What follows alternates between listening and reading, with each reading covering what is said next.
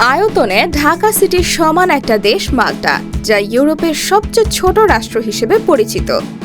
দেশটির জনসংখ্যা মাত্র 5 লাখের কিছু বেশি। মাল্টা শহরের মানুষগুলো দেখতে খুবই সুন্দর, বিশেষ করে নারীদের সৌন্দর্য মন কাড়ে যে কারোরই। কিন্তু দেশটিতে নিষিদ্ধ রয়েছে বহুবিবাহ। পুরুষের চেয়ে নারীর সংখ্যা বেশি হওয়ায় বিপত্তি দেখা দিয়েছে নারীদের।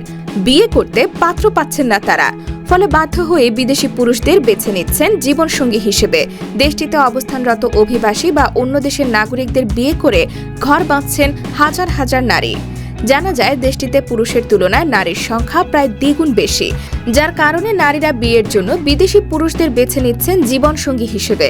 দেশটিতে অবস্থানরত অভিবাসী বা অন্য দেশের নাগরিকদের বিয়ে করে ঘর বাঁধছেন হাজার হাজার নারী। এদিকে দেশটিতে 49% পুরুষ এবং 51% নারী রয়েছে।